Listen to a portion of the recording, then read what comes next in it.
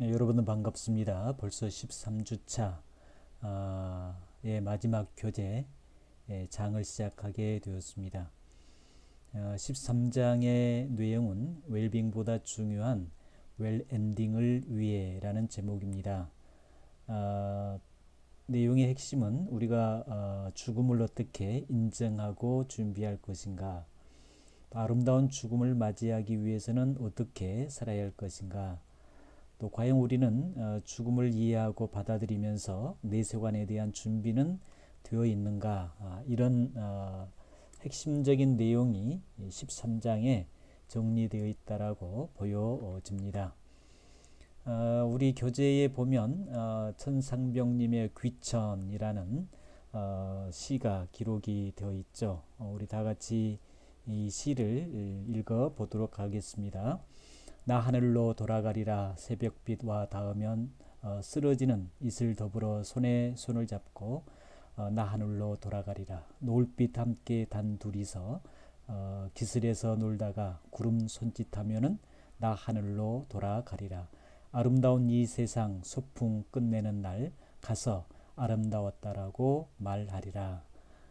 이 시가 의미하는 내용은 무엇인가, 또 이 시에서 죽음을 어떻게 표현하고 있는가를 생각해 보시면 죽음에 대한 이해, 준비를 함에 있어서 많은 도움이 되지 않을까 생각이 되어집니다. 우리가 살아가면서 죽음을 인정하고 준비하는 삶이 되어야 되는데 삶 속에서는 쉽지가 않죠. 그래서 죽음을 어떻게 인정하고 준비해야 하는가에 대한 내용을 언급해주고 있습니다. 세상에 존재하는 모든 것은 반드시 시작이 있으면 끝이 있게 됩니다. 우리 생명도 마찬가지죠. 우리의 일생은 태어나면서 시작해서 죽음을 향하여 진행되고 또 죽음을 통해서 인생의 막을 내리게 됩니다. 그래서 이 죽음은 누구도 피할 수 없으므로 모든 인류의 보편적인 것이라고 말할 수 있습니다.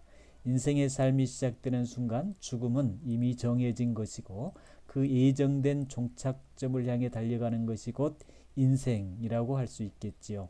의학이 발달하기 전에 살았던 사람들은 늘 죽음을 가까이에 대하면서 살아왔습니다. 그래서 그들은 자신의 삶에서 죽음을 떼어낼 수가 없었던 것이죠.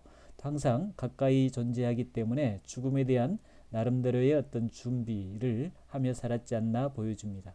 그런데 현대기술의 발달로 노인이나 말기 암 환자 등과 같은 사람들을 제외한 보통 현대인들은 관념적으로 누구나 죽는다라는 것을 막연하게 알고는 있지만 정작 일상생활 속에서 죽음은 자신들의 삶에서만큼은 너무나도 멀리 있다라고 생각하거나 마치 자신들을 죽음과는 무관하다는 듯이 살아가는 경향들이 있습니다.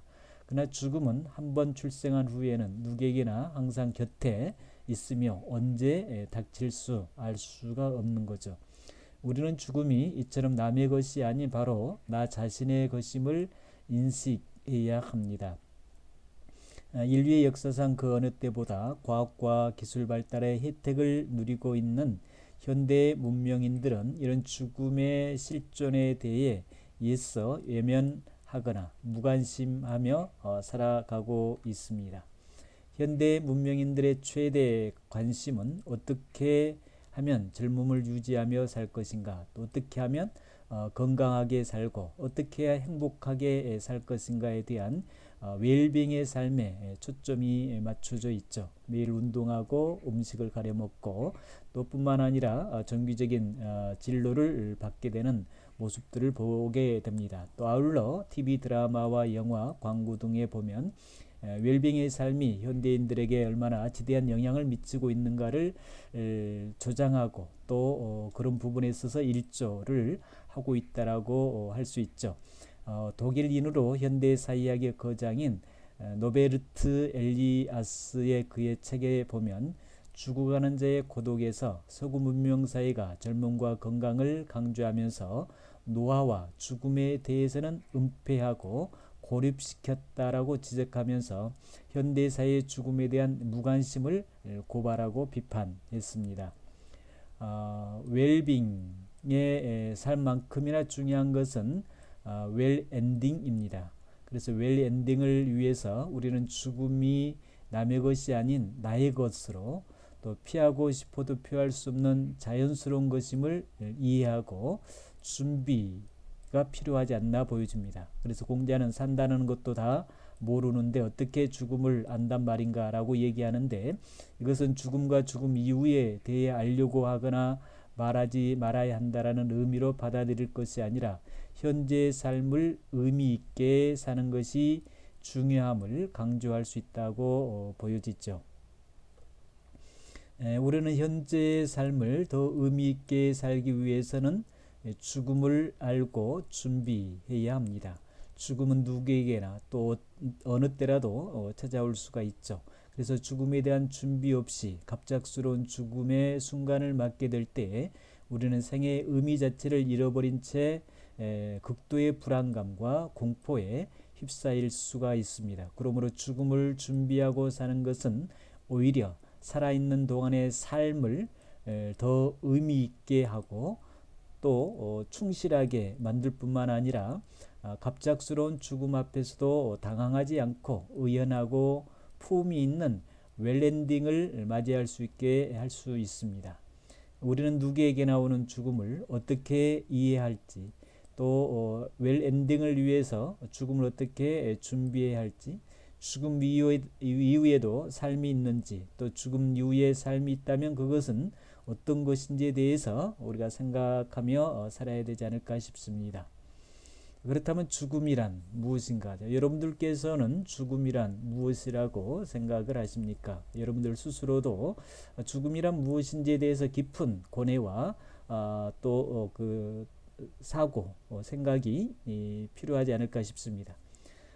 죽음에 대한 의미를 생물학적인 관점에서 보면 생명활동이 정지되어 다시 온상태로 돌아오지 않는 생물의 상태로 정의하고 있습니다. 의학적으로 사람은 죽었다고 선언하는 기준에는 심폐사나 뇌사를 들 수가 있는데, 심폐사는 고전적인 죽음의 기준으로 심장과 폐의 활동이 비가연적으로 정지되었을 때를 의학적으로 죽었다라고 보고 있습니다. 그러나 최근에는 뇌사, 곧 뇌의 활동이 비가연적으로 정지되었을 때 뇌가 치명적인 손상을 입어 의식이 소멸한 후 다시 의식의 상태로 되돌릴 수 없다고 판단된 때에도 죽음으로 인정해야 한다라는 견해들이 널리 받아들이고 있는 추세입니다.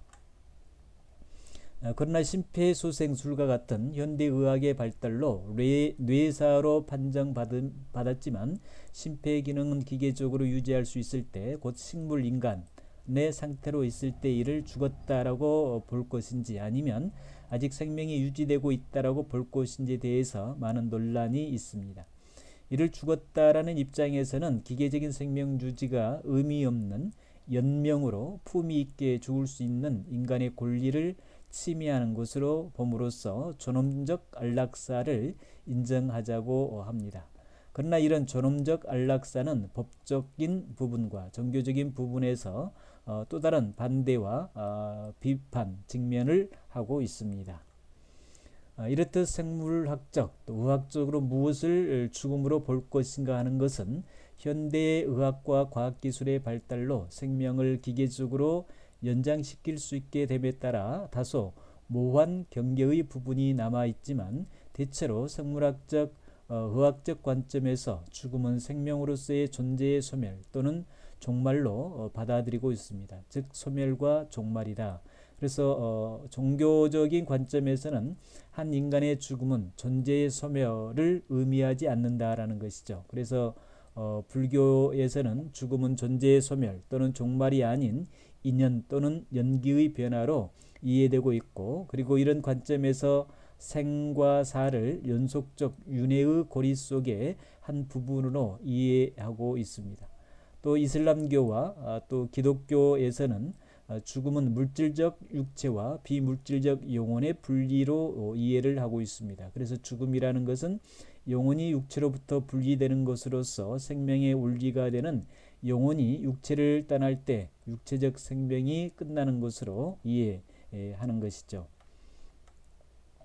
그러므로 종교적 관점에서 볼 때의 죽음은 비록 이 땅에서의 육체적 생명이 끝나는 것이지만 육체의 죽음 이후에도 존재 자체는 소멸되지 않는다라고 봄으로써 죽음이 끝이라는 생각에는 반대를 하고 있습니다. 그래서 각 종교의 독특한 장례의식과 절차는 이런 종교적 관점을 분명하게 드러내고 있죠. 그래서 각 종교의 장례의식과 절차는 인간의 죽음을 종말로 보지 않고 죽음 이후에 이어지는 세계에 대한, 즉 사후 세계에 대한 종교적 믿음을 표현해 주고 있습니다. 심지어 종교를 떠나서도 시대와 지역 그리고 인종과 문화는 달라도 인류의 역사 속에 나타난 장례 절차는 죽음 이후의 세계에 대한 인류의 보편적인 기대와 신앙을 보여준다고 할 수 있죠. 그렇다면 죽음의 과정을 어떻게 이해할 것인가? 우리는 보통 죽음에 대한 이야기하는 것을 부정적으로 생각해서 꺼려하는 경향이 많이 있습니다. 그래서 되도록이면 우리는 한자의 사를 별로 좋아하지를 않죠. 그러나 죽음에 대한 이런 부정적인 태도에 대한 한림대 생사연구소 오진탁 소장은 우리 사회에서 왜 그토록 죽음에 대한 거부감이 심한지, 불행하게 죽어가는 사람이 왜 그렇게 많은지, 자살 사망률이 최근 들어 급증하는지 문제를 추적해 보니 다른 원인도 작용하지만 그 원인에는 육체만 죽으면 모든 게 끝이라는 오해가 원인으로 자리 잡고 있다라고 지적을 하고 있습니다.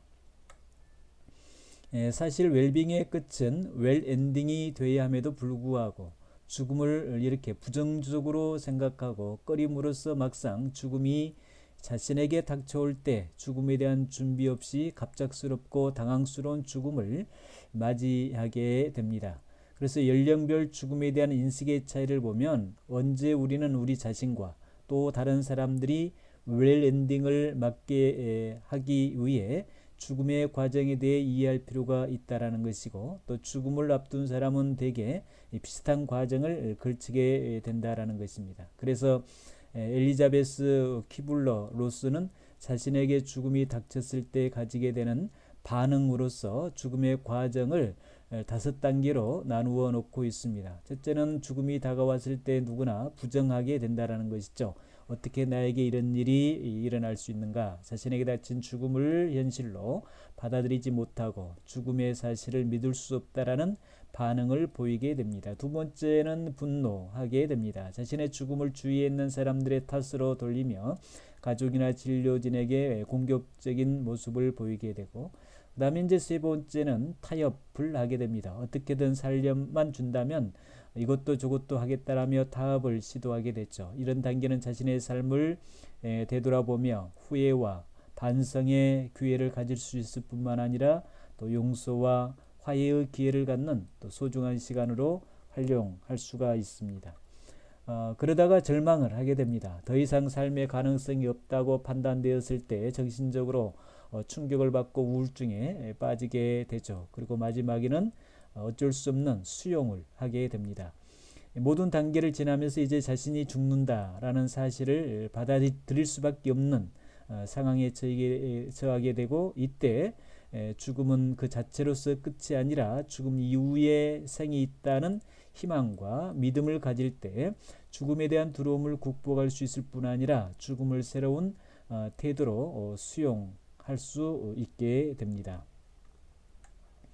웰엔딩을 위한 조언은 우리 책 교재 213쪽에 보면 구체적으로 설명이 되어 있습니다. 핵심 내용은 친구나 가족과 함께 죽음에 대해서 생각하는 시간을 가져보라라는 것이고, 또 우리가 유언을 쓰자라는 것이죠. 유언을 썼을 때 내 삶에 대한 부분을 돌아볼 수 있기 때문에, 그 다음에 죽음에 대한 관한 책을 읽고 죽음에 대한 가치관을 확립해 보라는 것이고, 또 이런 어떤 그 유언을 쓰고 죽음에 대한 가치관을 확립했을 때 주어진 삶 속에서 성실하고 정직하게 살아가게 되고, 또 우리의 마음은 따뜻한 마음을 가지고 살게 됨으로써 이웃과 주변의 사람들, 가족들에게 사랑을 나누고 마음을 나눌 수 있는 실천적인 삶을 살아갈 수 있는 중요한 계기가 될 수 있다라는 내용입니다. 그 다음에 사후 세계는 과연 있는가? 생물학적, 의학적 관점에서 죽음을 보려는 사람들은 죽음은 그 자체로서 생의 소멸이요 종말로 이루어진다라고 말을 합니다. 그러나 종교적 관점에서 보았을 때의 죽음은 모든 사람은 죽음은 죽음으로서의 생의 소멸이나 종말이 아니라 오히려 새로운 삶의 세계로 나아가는 하나의 그 통과 과정이라는 것이죠. 그래서 문을 통과하는 것이다라고 표현합니다. 우리는 사후 세계에 관하여 죽어봐야 한다라는 이런 흔한 표현을 하게 되는데 사후 세계가 지금 우리 눈에 보이지 않기 때문에 그렇게 말을 할 수는 있겠죠. 그러나 과학적 사고 방식에 익숙해진 현대 문명인들에게 사후 세계에 대한 믿음은 일견 비과학적이라고 생각을 할 수도 있을 것입니다. 중요한 것은 지금 우리 눈에 보이지 않는다고 해서 과연 사후 세계를 부정할 수 있는가라는 것이죠. 과학은 우리가 경험할 수 있는 것을 대상으로 하고 있습니다. 사후 세계는 우리가 경험할 수 없는 비물질의 영역으로서 과학의 대상이 될 수 없다라는 것이죠. 그래서 과학이 모든 진리를 결정할 수 있다고 생각하는 것은 지나친 교만이라고 지적할 수 있습니다.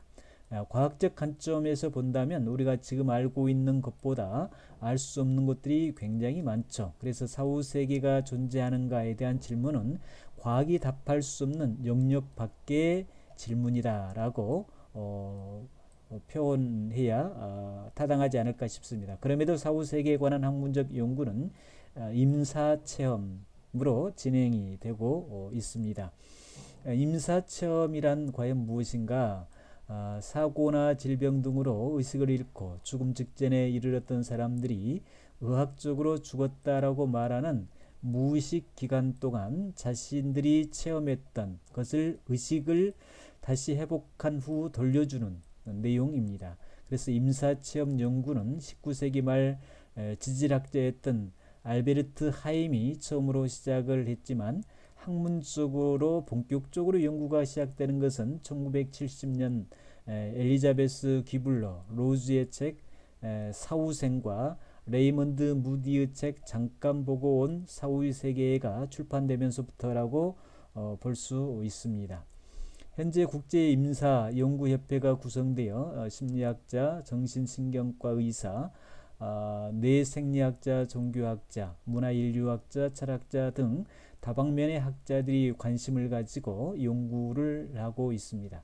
그래서 임사체험에 대한 의학적으로는 뇌의 산소 결핍으로 인한 현상 또는 특정 신경 물질 분비로 인한 환각이라고 보는 견해도 있습니다. 하지만 이런 견해는 태어날 때부터 시각장애인이었던 사람이 임사체험을 한 뒤 보았던 것을 있는 그대로 정확하게 묘사하는 경우라든지 또 사고를 당해 정신을 잃은 사람이 나중에는 병원에서 깨어나 구급차량의 번호까지 기억하는 경우 같은 예들에 대해서 마땅히 설명을 할 수 없다라는 것입니다. 그래서 육체를 떠난 영혼이 죽음 이후의 세계를 인식할 수 있다라는 얘기죠.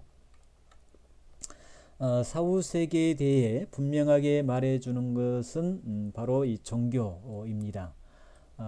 그래서 전통적 무속신앙의 내용을 살펴보면 이승과 저승으로 구분하죠. 그래서 죽은 자의 영혼은 이승에서 쌓은 업보에 따라 곧바로 저승세계로 가는 영혼도 있고 또 지옥에서 정화의 과정을 거치거나 그나마저 안 된 악한 영혼은 우마축생으로 환생하여 정화의 과정을 거침으로써 저승에서 영혼이 살도록 되어 있다라는 그런 내용입니다. 때로 한 맺힌 영혼은 저승에 가지 못하고 방황하는데 그런 방황한 구천을 떠도는 그 영혼들을 굿을 통해서 영혼의 한 풀이를 통해서 저승으로 편히 가게 하는 그런 모습도 볼 수가 있죠. 그 다음에 이제 불교에서의 내용입니다. 불교에서는 윤회 업보 사상에 따라서 선인 선과, 악인 악과를 가르치고 있죠. 선악의 업보에 따라서 짊어지고 선하고 악의 세계를 오가는 윤회 전생은 누구나 부정하거나 피할 수 없다라고 말하고 있습니다. 그래서 윤회 전생에서 6개의 세계가 있는데 천상과 아수라, 인간, 축생, 아귀, 지옥 이렇게 나누어지고 있습니다. 이런 전생의 업보에 따라 이 6개 세계 중에 한 세계에서 다시 태어난다라는 것이죠. 또 이슬람도 마찬가지입니다. 이슬람은 죽은 자의 영혼은 전생의 도덕적 삶과 관련하여 선한 삶을 산 사람은 천국으로, 악한 삶을 산 사람은 이제 지옥에 보내준 후에 최후 심판 때까지 영원히 중간 세계에서 기다리게 된다라고 얘기하고 있고, 또 천주교에서는 천국과 지옥과 연옥 세 가지를 얘기하고 있죠. 천국도 있고 지옥도 있고 천국과 지옥 사이에 이렇게 연옥이 있다라고 얘기합니다. 그래서 천국에 들어갈 만큼 온전히 선하지 못한 사람들의 영혼은 중간 세계인 이 연옥에 가서 지속적인 정화의 단계를 걸쳐 마침내 천국에 간다라는 내용을 가르치고 있습니다. 그 다음에 이제 기독교적 내용을 살펴보면 기독교는 대체로 중간 세계 연옥을 인정을 하고 있지 않죠.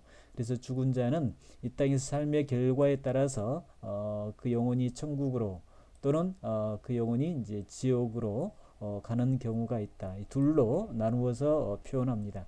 그래서 최후 심판 날에 육체와 영혼이 다시 결합하는 부활이 있은 후에 영육의 합일체로서 천국이나 또는 지옥에 간다라는 것을 가르치고 있습니다. 그렇다면 영원한 삶을 위해 준비하고 있는가?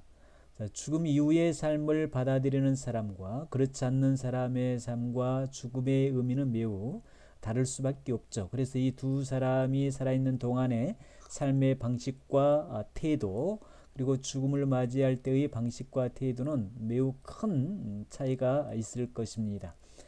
죽음이 끝이라고 생각하는 사람들의 특징을 보면 이 땅에서의 삶에 대한 근본적인 회의와 허무감을 안겨줍니다. 그래서 생애 가운데 고통의 순간들을 지날 때 우울증에 쉽게 빠지거나 또 자살 충동을 느끼는 경우도 있고, 스스로가 생명을 가볍게 여기는 극단적 선택을 하기도 하죠.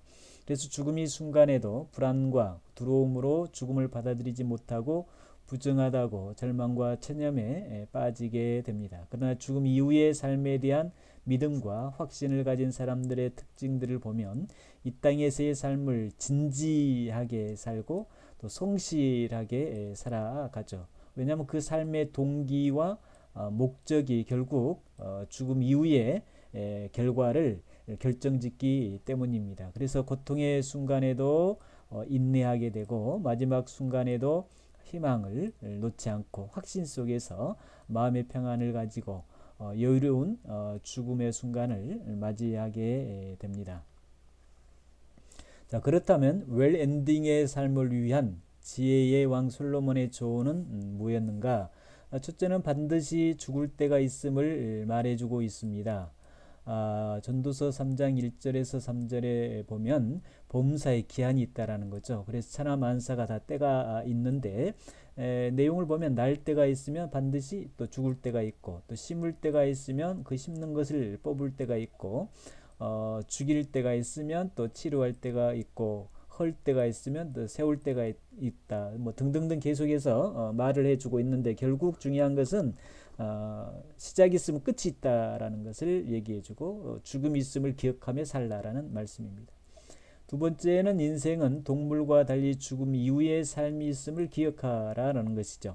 하나님이 모든 것을 지었을 때 하나님께서 인류의 모든 우주 만물을 창조하시고 마지막 생명체까지 창조하셨는데, 중요한 것은 때를 따라서 아름답게 하여 주시고 또 사람들에게 영혼을 사모하는 마음을 주셨다라는 것입니다. 그래서 하나님이 하시는 일에 시종을 사람으로서는 측량할 수 없다. 그리고 전도서 3장 20절 21절에도 보면 다 흙으로 말미암았으므로 다 흙으로 돌아간다. 그렇죠. 우리가 죽으면 땅속에 들어간 이유가 우리의 몸의 재료가 흙이기 때문에 그렇습니다. 그래서 몸의 재료인 흙이 죽게 되면 다시 육체의 고향인 흙으로 돌아가게 되는 것이죠. 그래서 흙으로 돌아가나니 다 한 곳으로 가거니와 인생들의 영혼 혼은 위로 올라가고 짐승의 혼은 땅 아래로 내려간다. 그래서 우리가 죽게 되면 우리의 육체와 영혼이 분리되고 육체는 땅으로 가고 영혼은 위로 올라간다라는 것을 말씀해 주심으로써 죽음 이후의 삶이 있음을 기억하며 살라라는 것이죠. 그 다음에 세 번째는 죽음 이후에 하나님의 심판이 있음을 기억하라라는 것입니다.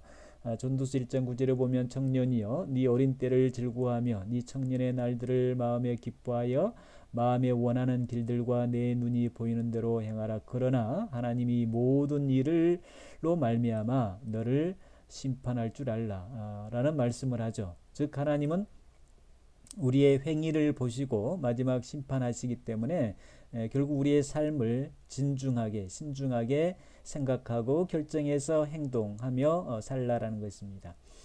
그 다음에 죽기 전에 하나님 창조주 하나님을 찾으라라는 것입니다. 너희 청년의 때에 너희 창조주를 기억하라. 공고한 날에 이르기 전에 나는 아무 낙이 없다고 할 해들이 갑갑기 전에 해와 빛과 달과 별들이 어둡기 전에 비 뒤에 구름이 다시 일어나기 전에 너희 창조주 하나님을 찾으라 라고 얘기하면서 흙은 여전히 땅으로 돌아가고 영은 그것을 주신 하나님께 돌아가기 전에 기억하라. 그렇죠? 흙은 육체를 얘기하죠. 육체는 여전히 땅으로 돌아가지만 우리 영혼은 그 영혼을 주신 하나님께로 돌아가기 때문에 우리가 이런 것들을 기억하며 살 때에 매 순간순간 성실하고 최선을 다하고 하루하루를 알차게 살아갈 수 있다라는 말씀입니다.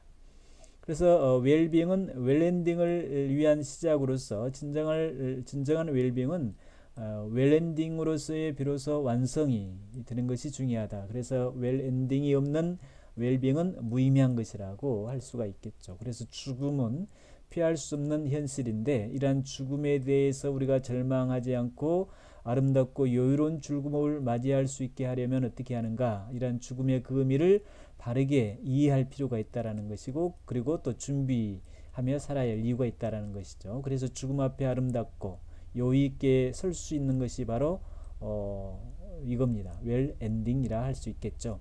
한 번 죽는 것은 모든 사람들에게 정해진 이치입니다. 모든 사람은 태어남과 동시에 반드시 정해진 죽음을 향해 가게 되어 있습니다. 그런데 이 생에서의 삶이 오로지 죽음만을 향해 가는 것이라면 인생의 삶은 참으로 허무할 수밖에 없겠죠. 우리는 죽음을 생명과 존재의 끝으로 볼 것이 아니라 죽음을 또 다른 차원에서 생명의 시작이요 출발을 위한 전환점으로 보아야 합니다. 이런 죽음에 대해 인식을 하고 죽음을 준비해야 한다는 것이죠. 그래서 죽음은 내세고 죽음 이후의 세계를 향하여 반드시 통과해야 할 하나의 문이라는 것입니다. 그래서 죽음을 준비하는 것은 죽음 이후의 영원한 삶을 위한 준비라고 할 수 있겠죠. 그래서 죽음 이후의 삶과 관련해서 대부분 종교는 천국과 지옥이 있다라는 것을 말해주고 있고 천국과 지옥의 영원한 세계가 있다라면 현재 삶의 모습은 달라질 수밖에 없지 않을까라는 것입니다. 오늘의 충실한 삶, 또 타인에게 피해주지 않는 삶, 나의 분수에 맞게 살아가는 삶, 이런 것들이 결국 마지막 웰 엔딩을 위한 마지막 죽음을 기쁨으로 맞이하기 위한 삶의 소중한 과정이 아닐까 싶습니다. 삶 속에서 죽음에 대한 정의를 좀 내려보시고 오늘도 성실하고 최선을 다하는 행복한 하루가 되시기 바랍니다. 감사합니다.